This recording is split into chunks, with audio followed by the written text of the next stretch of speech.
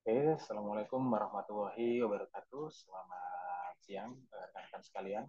Hari ini kita akan melanjutkan pembahasan dari framework design thinking yang sudah kita bahas sebelumnya. Pada kesempatan kali ini, saya akan melanjutkan tahapan ya fase pertama pada design thinking, yaitu empathize. Oke, kita sudah bahas secara umum ya pada episode sebelumnya, yaitu tahapan-tahapan pada design thinking ya, mulai dari empati, define, ideate, prototyping, sampai tes. Jadi secara umum kita bisa bagi menjadi tiga region ya, tiga bagian. Yang pertama ada discover. Pada tahapan discover ini kita understanding and insight ya. Jadi kita ingin mengetahui lebih dalam mengenai customer kita, siapa customer kita yang secara deep ya.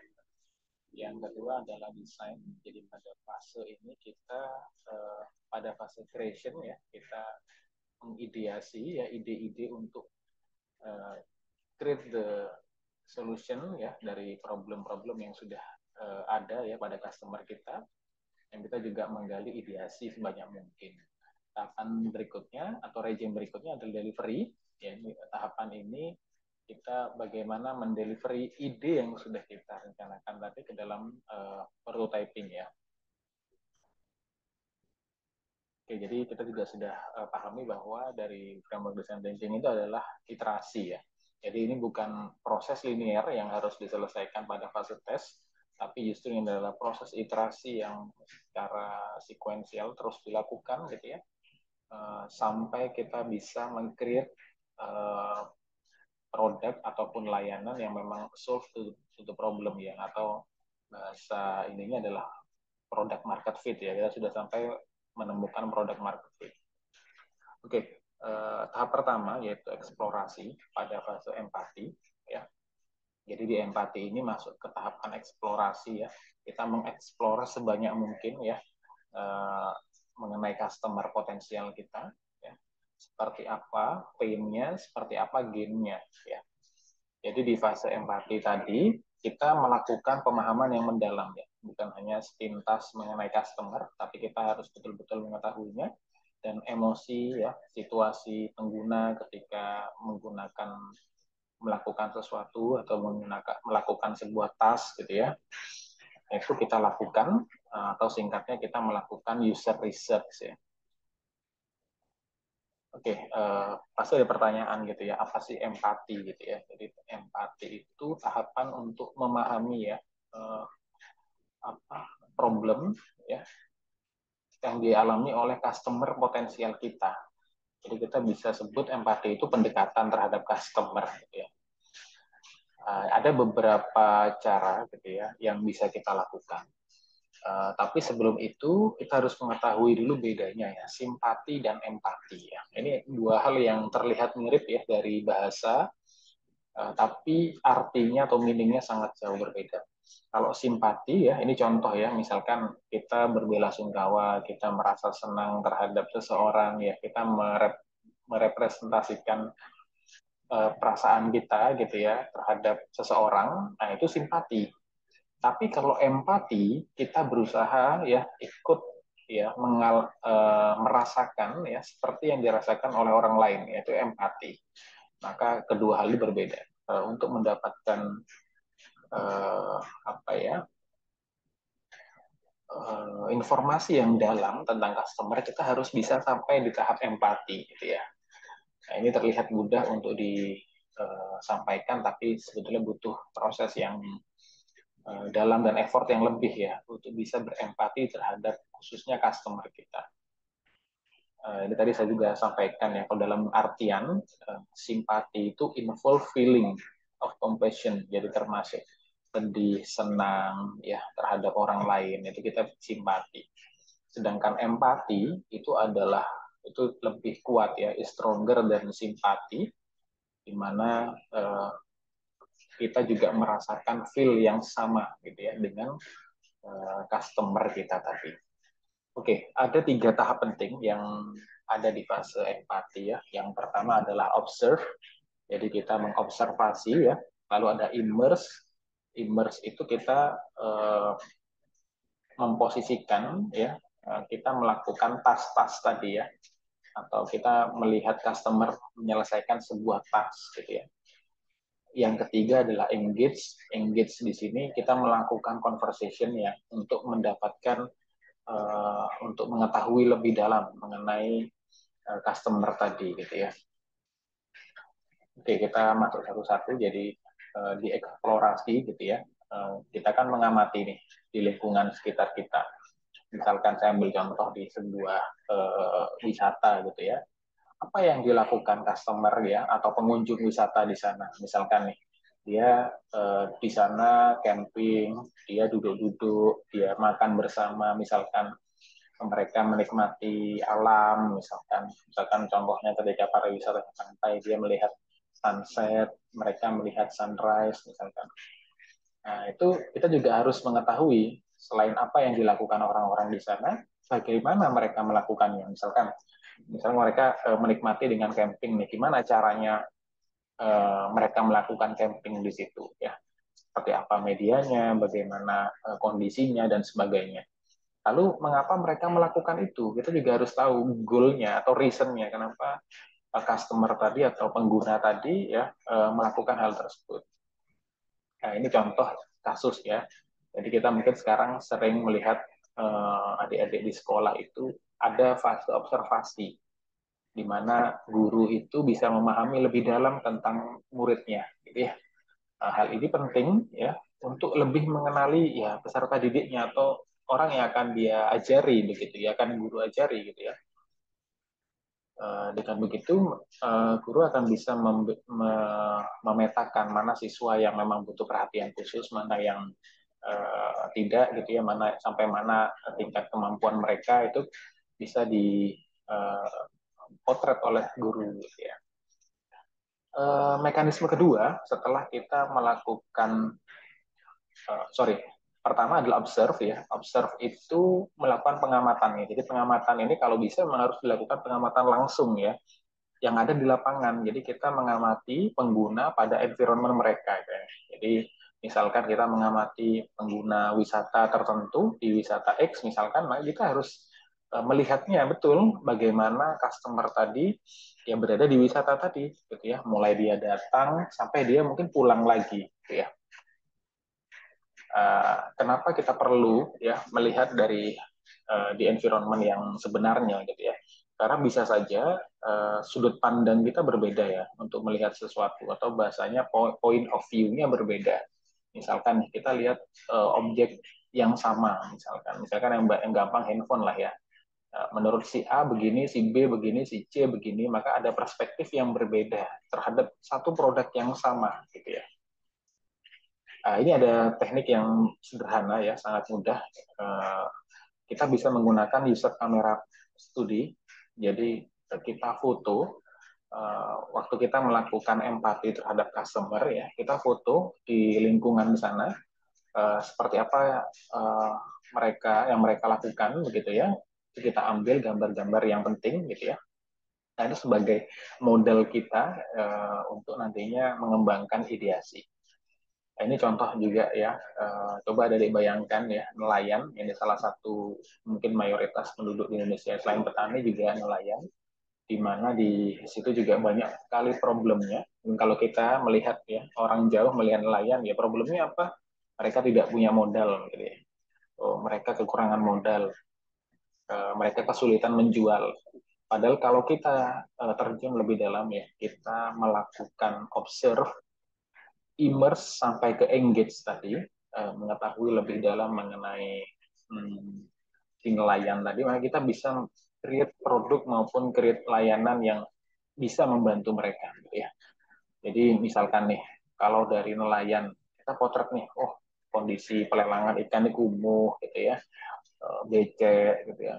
Banyak orang saling tawar-menawar, atau kalau orang yang melaut beneran gitu ya, nelayannya, maka dia ada kalanya mereka berangkat pagi ya, menyiapkan jala dulu ya, isi bahan bakar dulu, lalu berangkat melaut, di sana melakukan aktivitas memancing maupun menjala ikan, terus menyimpan ikannya dan pulang. Nah, itu yang disebut dengan tas ya. Jadi tas-tas atau proses-prosesnya sebagai nelayan kita juga harus tahu secara detail gitu ya. Nah, ini contoh lain ya, misalkan kita lihat di pasar ya, apa yang kita lihat di pasar, misalkan kondisinya semrawut di pasar tradisional ya, mungkin banyak orang drive thru di sana ya, nah, itu kan salah satu yang disenangi oleh customer di pasar ya, jadi bisa drive thru nih naik motor sambil beli gitu ya, nggak usah turun ya. Ini contoh ya pada saat COVID nih contohnya, jadi gimana harus membagi jarak ya. Mungkin kalau solusi yang ini adalah solusi yang berbudget gitu ya, dibuatkan sekat-sekat dan sebagainya. Tapi bisa juga solusi tadi yang low budget ya, misalkan dengan yang simple ini pengaturan jarak ya, membuat orang ternyata lebih mudah lewat akhirnya, yang awalnya pasar tradisional itu ribet bisa mudah. Oke, jadi sebetulnya empati itu layaknya kita menjadi seorang detektif ya, dimana kita mencari hal-hal baru yang orang lain nggak tahu gitu ya. Nah, itu jadi seperti di film Sherlock Holmes atau di Detektif Conan gitu ya. Kita seolah-olah mencari fakta-fakta, mencari bukti, mencari memotret fenomena gitu ya. Oke, ini ada hal yang lain contohnya di museum ya. Jadi kalau kita melakukan observasi di museum, ya kita akan memotret nih beberapa contoh di museum. Observasi itu bisa dilakukan secara langsung, tapi misalkan nih kita tidak melakukan secara langsung, bagaimana caranya? Kita bisa mengobservasinya melalui media-media digital, melalui surat kabar, melalui sosial media. Kita mengobservasi kira-kira di gambar-gambar atau di potret berita tadi, museum itu terpotret seperti apa sih? Oh, museum itu ternyata sepi ya. Museum itu gelap, terkesan mistis, horor gitu ya, atau yang lainnya justru tidak menarik, membosankan. Nah, itu hal-hal yang dialami oleh customer gitu ya. Nah, kita harus memotret itu semua gitu ya, sehingga kita punya gambaran yang utuh mengenai museum, sehingga nanti kita bisa bikin produk atau layanan tentang museum yang memang bisa serve to customer tadi. Oke, tahapan selanjutnya adalah immerse. Jadi ketika setelah observe, immerse ya. Immerse itu adalah mengetahui tas-tas yang harus diselesaikan oleh pengguna. Misalkan tadi yang di eh, apa kasus sebelumnya yaitu di museum nih. Gimana kalau orang ke museum ya orang cari-cari dulu nih mau ke museum mana gitu misalkan kan. Lalu tahap selanjutnya dia datang ke parkiran dulu, lalu dari parkiran dia harus jalan ke tempat pembelian tiket misalkan, dari tiketing ya dia terus masuk ya, atau dia memilih guidingnya ya, memilih tour guide-nya, baru dia eksplorasi di tempat museumnya. Setelah itu mungkin dia membeli souvenir lalu selesai, atau dia langsung pulang aja gitu ya. Nah, itu adalah pengalaman pengguna yang kita harus breakdown dari tas-tasnya. Ini kasus yang juga menarik ya. Jadi ini namanya Arlinda Juitasari. Jadi agak bisa cari ya informasi beliau. Dia itu product manager ya di Gojek ya. Tapi saya nggak tahu sekarang posisinya apa tetap ya saat ini. Jadi kita paham ya kalau dari sisi pengguna nih, dari awal Gojek sampai sekarang mungkin fitur yang paling familiar adalah GoRide ya. Nah, mana yang di solve problemnya atau customernya adalah orang yang ingin memakai jasa transportasi ya dari satu titik ke titik lain. Nah, tapi ternyata di balik proses bisnis itu juga ada driver Gojek ya, yang dalam sisi lain juga sebagai customernya si Gojek ya. Jadi bagaimana agar si driver itu juga bisa berdaya begitu ya. Bagaimana nih ini pada kasus ini contohnya bagi driver-driver Gojek yang nggak punya uh, rekening gitu ya. Gimana caranya mereka bisa bertransaksi ya ketika nggak punya rekening gitu ya. Nah, akhirnya muncullah seperti GoPay, fitur pembayaran online dan sebagainya. Jadi hal-hal yang tadi saya bahas itu contoh nyata ya seperti di Gojek itu dia membuat impact ya atau skill yang besar terhadap perusahaannya. Jadi simpulan ya dari empati, gitu ya, empati itu memposisikan kita berada di posisi customer tadi. Jadi ada peribahasanya atau quote-nya gitu ya. Jadi, do you work in your customer shoes? Jadi kita seolah-olah apa ya menjadi customer kita gitu ya. Gimana sih rasanya, bagaimana pain-nya, bagaimana gain-nya gitu ya. Nah, ini juga sama. Nah, ini contoh yang lucu ya. Jadi, gimana ekspresi ojek online yang saat itu dipesan oleh Nadiem Makarim misalnya. Ada beberapa contoh perusahaan yang lain seperti Harga Pangan, ya. Ada mereka itu menangkap peluang bagaimana makanan-makanan sisa dari hotel, dari rumah makan, dari tempat-tempat restoran begitu ya dibuang percuma gitu. Padahal di sisi lain ada orang-orang lain yang membutuhkan nih makanan tadi ya, misalkan. Dan bagaimana handling makanan tadi ya sehingga yang awalnya makanan kok dibiarkan menjadi sampah ya masih bisa diberdayakan menjadi makanan yang layak dikonsumsi buat mungkin saudara-saudara kita yang tidak beruntung begitu ya. Tahapan terakhir yaitu adalah engage. Jadi engage itu conversation ya. Jadi seperti kita berbicara lah ya atau melakukan komunikasi dengan customer kita untuk mengetahui lebih dalam apa yang sudah kita potret sebelumnya, diobserve dan uh, di dua langkah sebelumnya gitu ya, diobserve dan immerse. Dan yang terakhir adalah engage. Engage itu ya ini conversation. Dengan mendapatkan dengan kita melakukan pertanyaan, diskusi, ya, feedback langsung dari customer gitu ya, maka kita mendapatkan informasi ya dan sudut pandang mereka gitu ya, apa yang mereka rasakan gitu ya, dan kita bisa memvalidasi apa yang sudah kita potret di fase engage maupun immerse tadi ya. Terus Pak, bagaimana caranya kita melakukan engage ya tapi tidak bertemu langsung dengan customer. Nah ini kan mungkin berlaku untuk customer yang letaknya jauh ya di kota yang lain di jarak yang jauh gitu, maka kita bisa melakukan survei. Jadi kita bisa share survei kuesioner ya terhadap customer potensial kita gitu ya, untuk mendapatkan informasi yang real gitu ya. Nah, luaran dari fase empathize adalah empathy map, di mana empathy map itu tools untuk membantu kita menganalisis ya pelanggan kita gitu ya.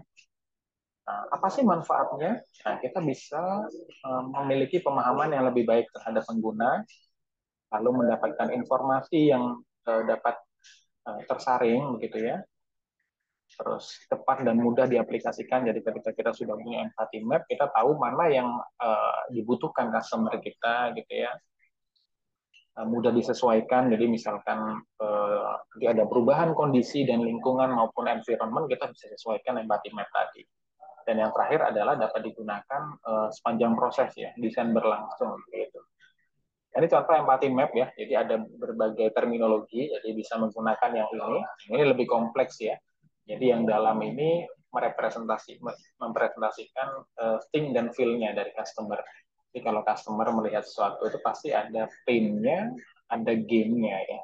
Itu apa yang menjadi kesulitan dari customer dan apa yang menjadi keinginan mereka. Mereka juga setiap customer tuh pasti punya goal ya. Misalkan contoh berwisata, ini apa sih goalnya? Oh, mereka ingin refreshing, healing ya, menghilangkan kepenatan ya, misalkan itu goalnya nih.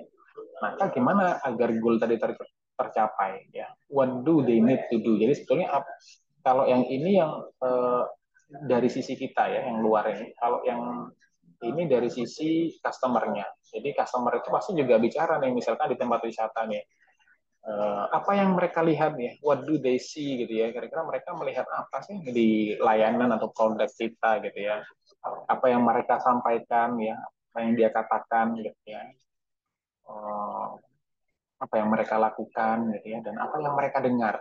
Jadi itu kita potret ya secara lengkap ya, sehingga itu bisa kita bisa apa yang bisa kita lakukan ya agar mereka tadi itu nyaman nih, atau bisa menghilangkan pain mereka dan memberikan menjawab gain yang mereka inginkan. Oke, ini ya dari empathy map ya. Ini versi yang lengkap. Atau Pak saya mau yang lebih sederhana bisa kita pakai say do think feel ya. Jadi say itu ya apa yang customer katakan, ya do apa yang mereka lakukan, lalu think apa yang mereka pikirkan, dan feels apa yang mereka rasakan. Gitu ya. Kita akan coba ke langsung saja ke contoh gitu ya.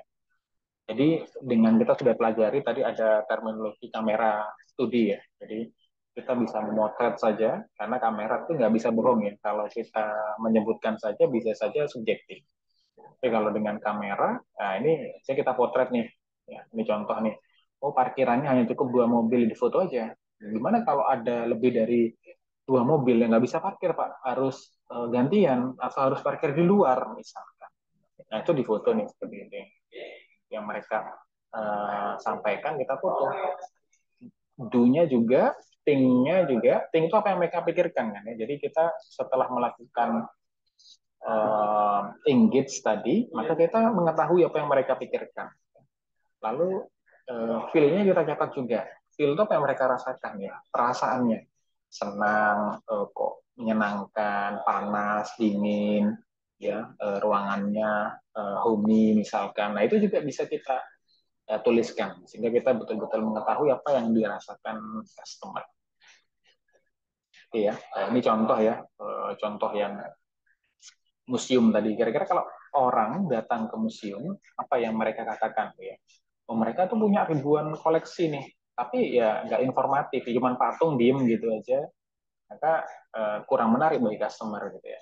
Terus mereka datang ke museum itu bingung mau kemana. Datang dari parkiran, setelah beli tiket, nah terus ya di random aja dia mau ke kanan boleh, ke kiri boleh, lurus boleh. Nah, mungkin 10 menit begitu, oh, udah bosan gitu ya, akhirnya pulang. Gitu ya. Nah di sini bagus tapi kok sepi ya, itu perasaannya sepi ya. Mungkin ini juga ada yang bilang, oh kok kayaknya menakutkan Pak tempatnya, kok segelap. Nah itu juga apa yang mereka katakan. Nah, koleksi bertambah mengakibatkan tempat tidak cukup, jadi sempit. Ada yang apa ya kayak artefak begitu sempit-sempitan nih gitu ya, desel-deselan gitu ya, nggak tertata rapi gitu ya. Yang apa yang dilakukan customernya ya datang itu ngapain nih? Oh datang parkir nih misalnya, oh datang beli tiket, oh setelah beli tiket ya mereka mau jalan bingung mau kemana tadi itu ya, atau mengikuti tanda panah gitu ya, atau mereka harus foto selfie dulu gitu ya, dia mereka mengabadikan momen dulu nih gitu. Nah kalau tim, nah itu apa yang mereka pikirkan? Nah, itu disebutkan. Sedangkan feel, ini misalkan apa yang mereka rasakan, ya misalkan angker nih, mereka merasa takut, kok sepi gitu ya, merasa menyenangkan. Oh, ada juga yang ngomong di musim ini merasa bosan, ya baru 10 menit bosan misalkan. Jadi gitu ya. Jadi dengan empati map ini kita menjadi lebih tahu ya apa yang sebetulnya diinginkan oleh customer kita. Oke, mungkin itu ya bahasan kita hari ini yaitu adalah empati, fase empathize dan luarannya adalah empati map. Nah, kita akan lanjut di fase selanjutnya nanti di video selanjutnya. Oke, terima kasih. Saya akhiri. Assalamualaikum warahmatullahi wabarakatuh.